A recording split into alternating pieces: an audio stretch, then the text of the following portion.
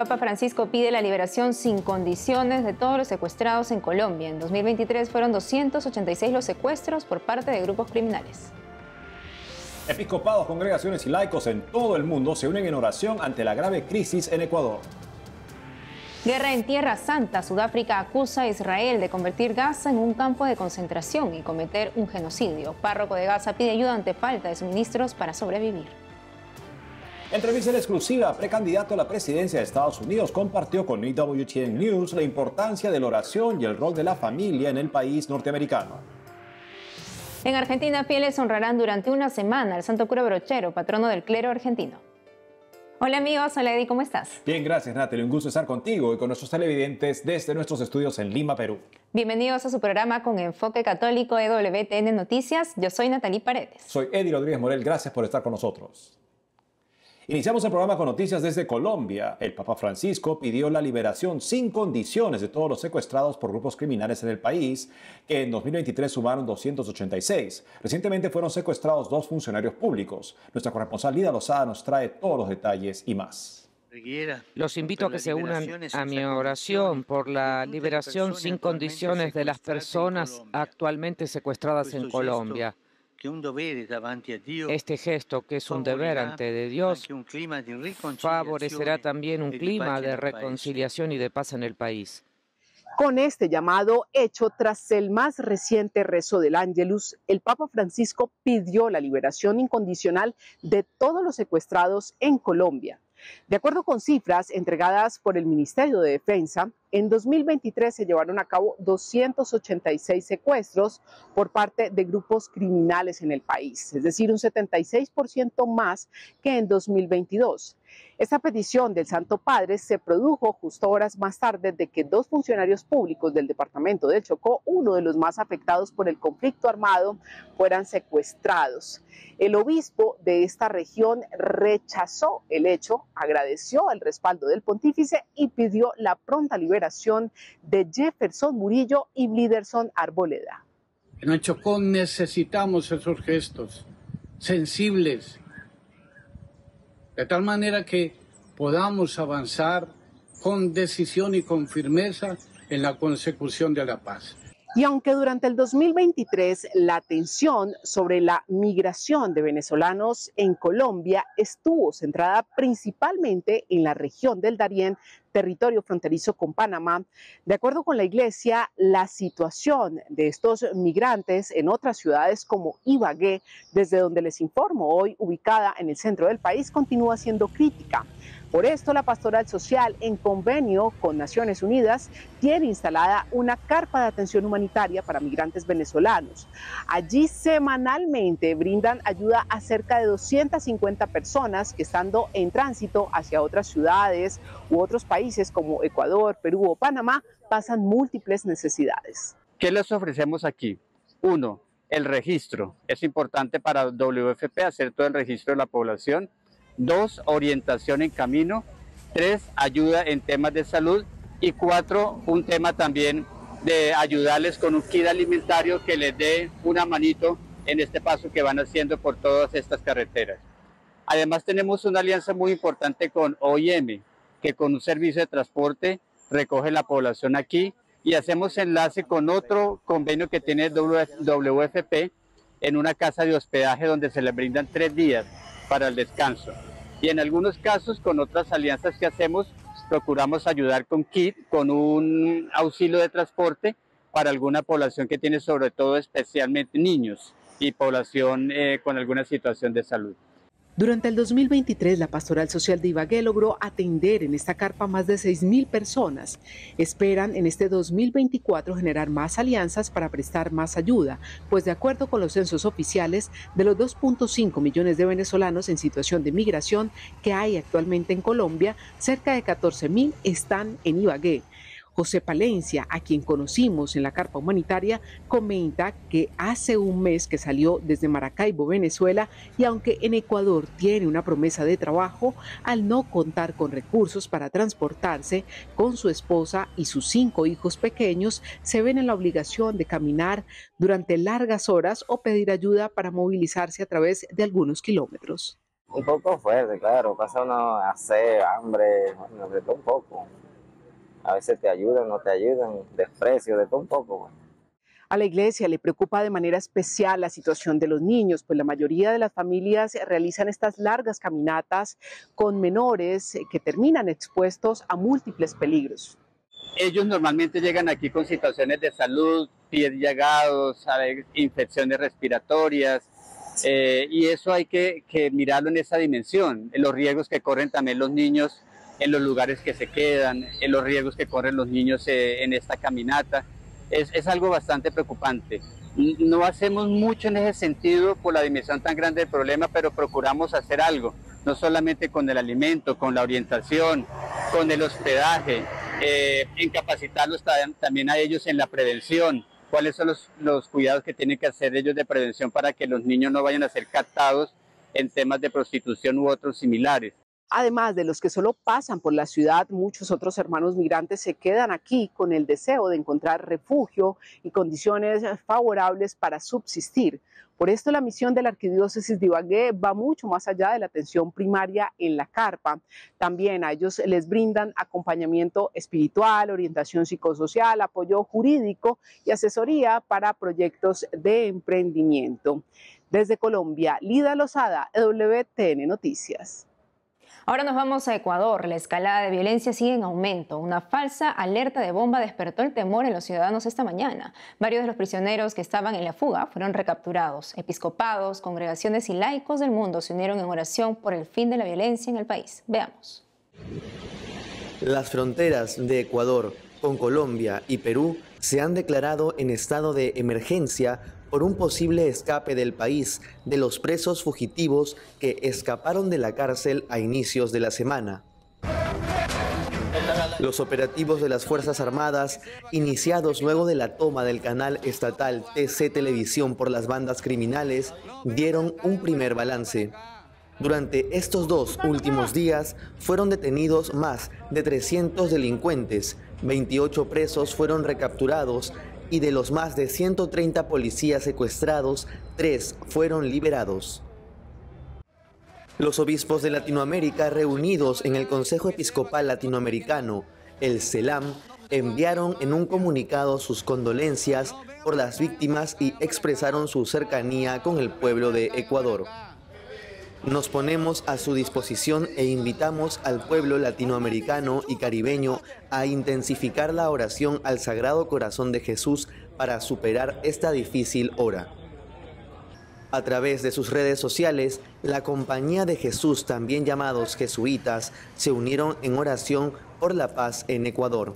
Nos unimos en oración permanente para que entre todas las ecuatorianas y ecuatorianos podamos construir un país donde reina la justicia, la paz y la reconciliación. La familia salesiana también se unió al mismo sentimiento solidario. Desde México, los obispos se comprometieron a rezar por la ola de violencia que vive Ecuador. Nos solidarizamos y unimos en oración por nuestros hermanos en Ecuador. Que Santa María, Virgen de Guadalupe, interceda por todos. Por su parte, la Conferencia Episcopal Peruana también mostró su solidaridad con el pueblo ecuatoriano. Expresamos nuestra cercanía con los hombres y mujeres de buena voluntad que viven en Ecuador ante los difíciles momentos que está viviendo por la delincuencia organizada. Ahora nos vamos a Tierra Santa. El Papa Francisco nombró el último 9 de enero al padre Bruno Barriano, sacerdote franciscano de origen brasileño, como nuevo obispo auxiliar del Patriarcado Latino de Jerusalén en Tierra Santa. El cardenal Pier Battista Pizzaballa, patriarca latino de Jerusalén, celebró su nombramiento en un comunicado donde reconoció su gran labor en Medio Oriente y pidió a toda la iglesia sus oraciones por el nuevo obispo. El padre Barriano comenzará su ministerio de acompañar a Tierra Santa durante este tiempo de guerra. Ahora veamos cómo sigue el conflicto dentro de la Franja de Gaza. Este es un nuevo túnel descubierto el 10 de enero último por las Fuerzas Armadas de Israel en la ciudad de Han Yunis, al sur de la Franja de Gaza. Según el ejército israelí, en este túnel estaban ubicados los rehenes unos meses atrás. Se desconoce su paradero actual. Para llegar hasta este lugar, la defensa de Israel tuvo que lanzar un ataque aéreo que dejó 7 muertos y casi 25 heridos, colapsando el hospital de la ciudad.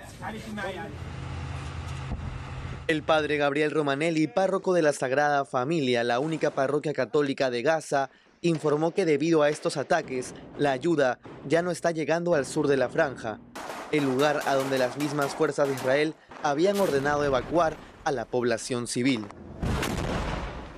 Sigue habiendo mucho bombardeo, muchos muertos. Las ayudas humanitarias no siguen llegando como tendrían que llegar. Llegan a cuentagotas y sobre todo al sur. Y por lo tanto el peligro de hambruna generalizada es real. Se habla de unos 5.000 que necesitarían salir de la franja para ser atendidos en los hospitales de Egipto o en los hospitales de otros países que han instalado en Egipto.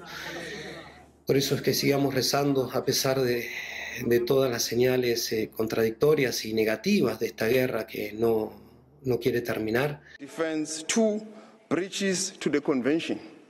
Esta mañana la guerra llegó a los tribunales. El gobierno de Sudáfrica denunció a Israel por conducta genocida.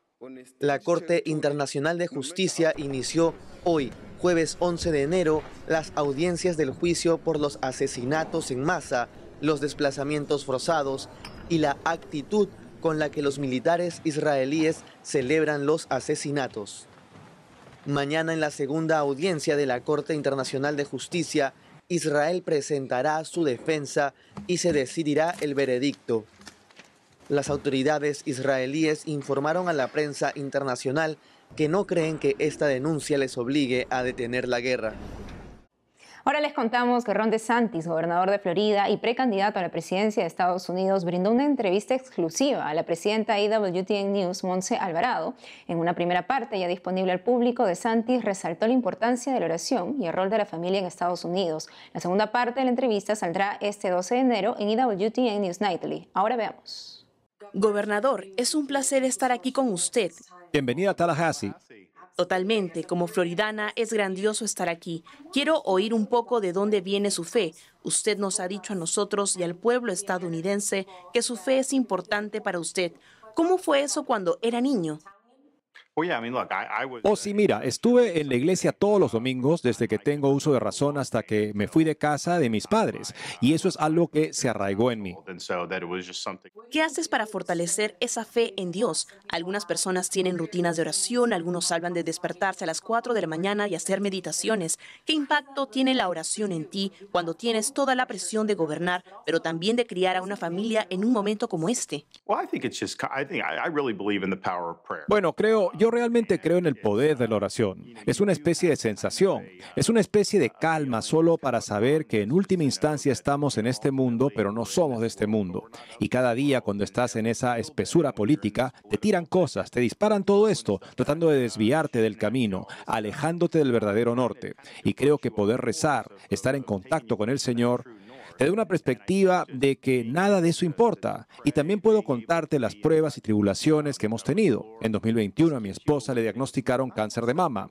En aquel momento teníamos un niño de 4 años, otro de 3 y otro de 1. Fue muy duro cuando recibimos la noticia, pero te diré una cosa. La gente que rezó por nosotros durante esas semanas y meses tuvo un gran impacto y realmente levantó el ánimo de mi mujer. Es duro. Creo que lo que estás viviendo es especialmente difícil para alguien que quiere mantener su vida familiar en privado. Te puedes imaginar por qué los votantes estarían interesados en saber todo sobre tu vida, desde que los candidatos famosos se han convertido realmente en la moda.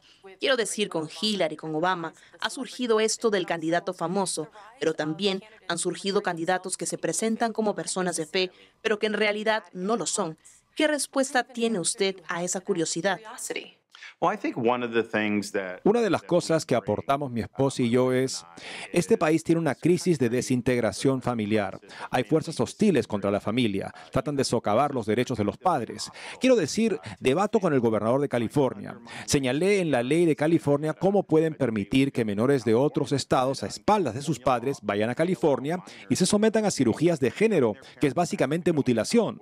Los padres no saben ni consienten esto. Es un ataque directo a los padres y a la familia. Por eso creo que una de las cosas que aportamos es que mostramos la importancia de la familia, porque eso es lo que somos. Intentamos traer a nuestros hijos, involucrarlos y pasar tiempo con ellos. Considero que lo que representamos es una especie de restauración de la idea de que la familia es realmente la pieza central de la vida estadounidense. Si tenemos familias fuertes, tendremos un país fuerte. Si las familias siguen desintegrándose, muchos de los problemas a los que nos enfrentamos acabarán agravándose y el gobierno no es la solución a todo esto. Vamos a una pausa y al volver, en Argentina, fieles honrarán durante una semana al santo cura Brochero, patrono del clero argentino. En España, más de 17.000 personas rezan y cantan con el grupo católico Jacuna. Llenaron uno de los pabellones artísticos más famosos de Madrid. Ya volvemos con más noticias con Enfoque Católico.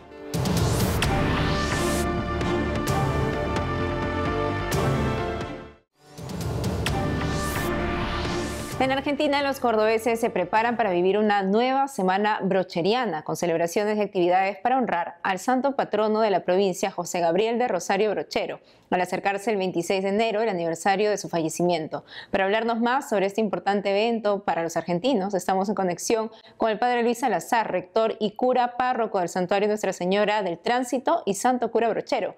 Padre Luis Salazar, es un gusto tenerlo con nosotros en EWTN Noticias. Padre, coméntenos primero cuál es la importancia del santo cura Brochero para los argentinos.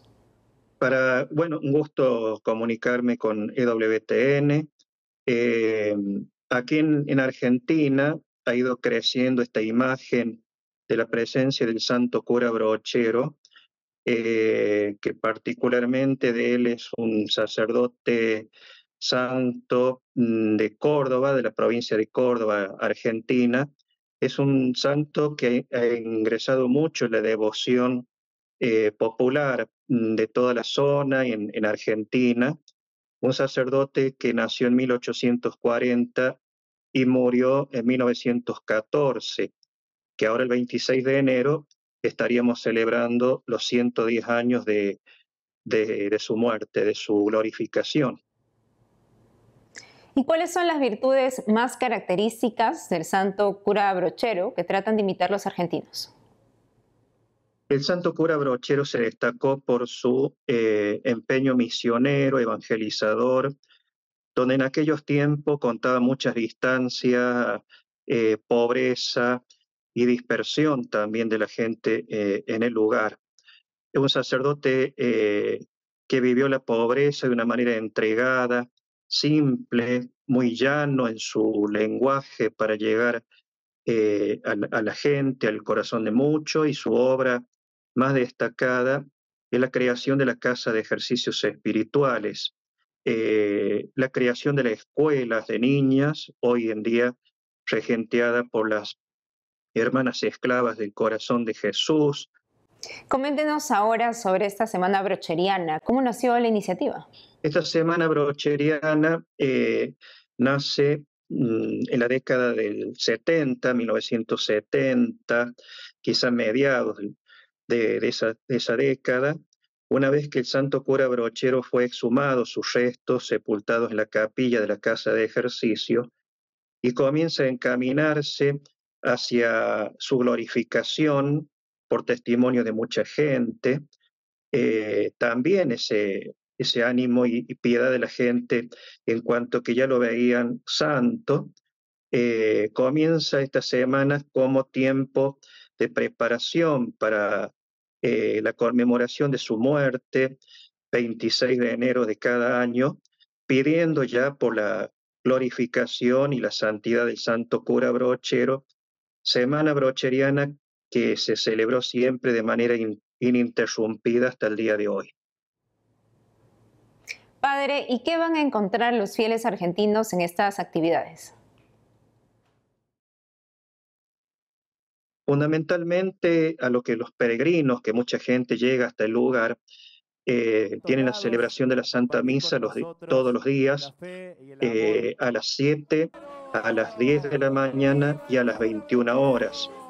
La misa central diaria es a las 21 horas con la predicación de un sacerdote de la diócesis de Río Cuarto, el padre Carlos Juncos, que con el lema "Con Brochero es un gusto ser pueblo de Dios", será la temática extraída a partir de esta expresión que el Santo Padre, que pertenece y está en el documento Evangelii Gaudium, donde el Papa expresa sobre todo que la Iglesia sea cercana a la comunidad, misericordiosa y evangelizadora.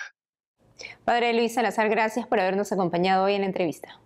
Muchísimas gracias por la comunicación y bendición también para todos los televidentes, para este canal. Ha sido un gusto compartir este momento televisivo. Muchas gracias. Que Dios bendiga a todos ustedes. Vamos con noticias desde España, donde más de 17.000 personas rezaron y cantaron con el grupo católico Hakuna. Llenaron uno de los pabellones más famosos de Madrid. Nuestro corresponsal Nicolás de Cárdenas nos cuenta sobre esta noticia y otras. Saludos desde Madrid, desde donde les damos cuenta de la última controversia entre la prelatura del Opus Dei y el obispado de Barbastro Monzón sobre Torre Ciudad. Torre Ciudad es uno de los lugares de España más emblemáticos de los fieles católicos ligados al Opus Dei por la especial relación de su fundador, San José María Escrivá, quien impulsó la construcción del lugar de peregrinación junto a una pequeña ermita donde se veneraba a la Virgen desde el siglo XI. A lo largo de 2023 se han evidenciado profundas desavenencias entre la prelatura y el obispado de Barbastro Monzón a cuenta de la configuración canónica del lugar, que oficialmente no es un santuario, aunque sí es así considerado comúnmente. En los últimos días se ha desvelado que el pasado 20 de diciembre tenía que haberse celebrado un acto de conciliación en un juzgado a instancias del obispado, al que el Opus Dei no acudió al entender que implicaba reconocer que Torre Ciudad estaba sujeto a un contrato ilegal desde 1962. Aunque los actos de conciliación suelen ser el paso previo a la interposición de una demanda, en caso de que no se llegue a un acuerdo, el obispado no ha hecho público si finalmente lo hará. Hace apenas 3 años vendieron 2.500 entradas para un concierto y fue un éxito. Hoy ponen el cartel de no hay billetes en el mismo pabellón que llenan las grandes estrellas internacionales. El huracán Hakuna ruge con fuerza. Que Luis Fonsi, Laura Pausini o Alejandro Sanz llenen el pabellón Withing Center de Madrid en sus conciertos es hasta cierto punto esperable. Lo que es mucho más inusual es que el grupo Hakuna haya vendido todas y cada una de las más de 17.000 entradas del recinto, que se ha convertido en uno de los acontecimientos más relevantes en la pasada Navidad. En la mañana del día 6 de enero, solemnidad de la Epifanía y Día de los Reyes Magos, no fueron pocos los que encontraron entre sus regalos las entradas para el concierto al que acudieron personas de todas las edades, familias enteras y sacerdotes con grupos de sus parroquias. En 2021 vendieron 2.500 entradas, 8.000 en el 2022 y 10.000 en 2023. Con el concierto del Día de Reyes de 2024 han dado un salto notable y con este impulso tienen previsto acudir este año a México, al Santuario de Guadalupe. Desde España, Nicolás de Cárdenas, EWTN Noticias. Hoy es la fiesta de un santo franciscano muy especial. Se trata de Santo Tomás de Cori, gran devoto del Santísimo Sacramento. Nos cuenta más de él Fray Rafael Hurtado, de la Orden Franciscana de Frailes Menores de Lima, Perú.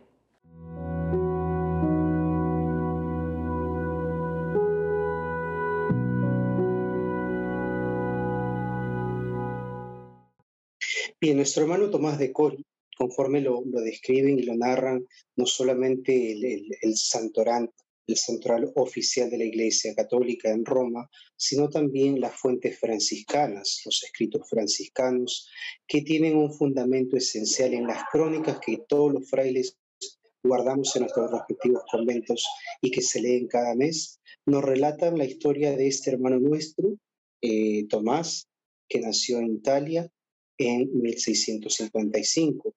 Un hermano que parte de una experiencia esencialmente magnánima desde la familia. Magnánima en el sentido de que emerge a partir de un contexto bastante humilde. Es hijo de una familia humilde que se dedica al pastoreo, se dedica a la vida en medio de las montañas de Italia, involucra toda esta capacidad de amar y aspirar a la vida en santidad.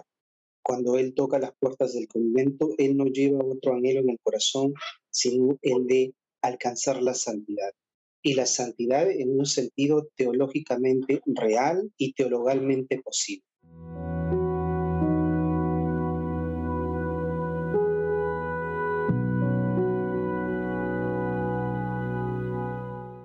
Y eso es todo por hoy, amigos. Gracias por haber estado con nosotros. No olviden seguirnos en nuestras redes sociales y en wtnnoticias.com. Hasta mañana.